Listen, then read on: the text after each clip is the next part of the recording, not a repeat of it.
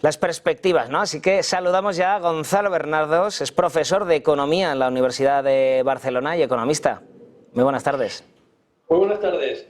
Muchas gracias por estar hoy con nosotros. Bueno, luces y sombras del dato de inflación. Hay cosillas buenas, hay cosillas malas. ¿Qué opinas tú? Mira, todo es según el valor en que lo miras. No. En septiembre estaba el 1,5 la inflación, ahora está el 2,8 y puedes decir que ha aumentado mucho en muy poco tiempo. Y es verdad. Pero lo que pasa es que la inflación en estos 4 meses hay que contar con lo que había en los 4 meses del año pasado. Y es que fue bajísima. Por lo tanto, una inflación que se ha comportado relativamente normal se ha transformado en una subida bastante importante. Esta es la mala noticia. La buena noticia, pues que en febrero el índice de precios subió en un solo mes el 0,9. Y mi expectativa es que a partir de febrero la inflación vuelva a una cierta normalidad.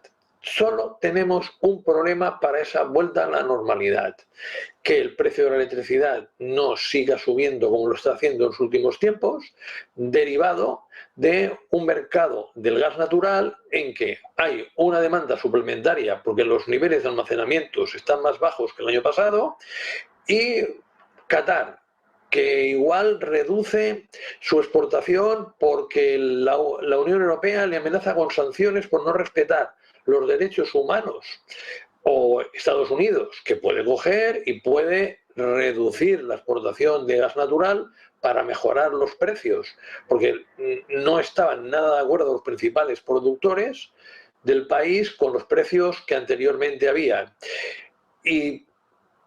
Pero aún así, mi impresión es que, salvando esta excepción, nos vamos a mover en una tasa de inflación que va a estar más cerca del 2% el año que viene que del 3%.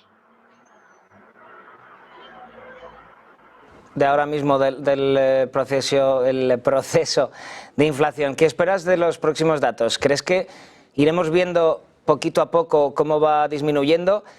¿Crees que es realista también ese objetivo del 2% que se marcan todos los bancos centrales? Pero es que en este momento el objetivo del 2% es absolutamente secundario.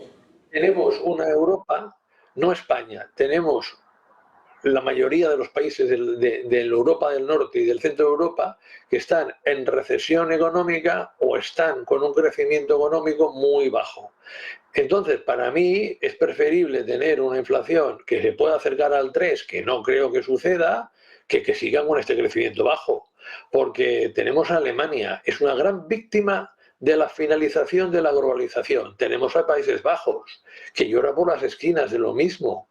Tenemos también a una Francia, que lo único que puede hacer es subir los impuestos y reducir el gasto para eliminar una parte de ese déficit público que lo tiene por encima del 5%, y por otra parte tenemos a Italia con un déficit público por encima del 7%. Es decir, Europa está fatal y el que destaca son los países del sur de Europa, basándose principalmente, 1, en que dependen menos de la globalización, 2, en que el turismo tira una barbaridad y seguirá tirando, 3, como España, que nos llega muchísimos extranjeros que están dispuestos a trabajar donde no están dispuestos a hacerlo los nacionales.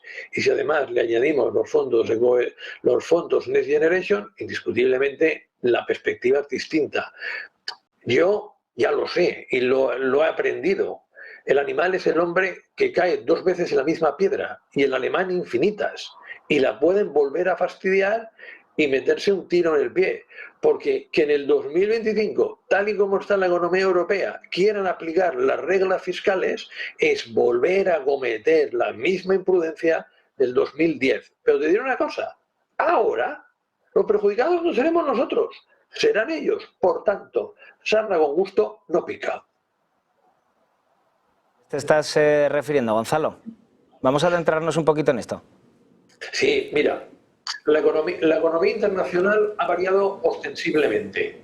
Y esto ha sido un cambio rapidísimo. En primer lugar, cambian los patrones de gasto. La gente gasta mucho menos en productos manufacturados y gasta bastante más en servicios, especialmente en ocio, especialmente en turismo, especialmente en restauración.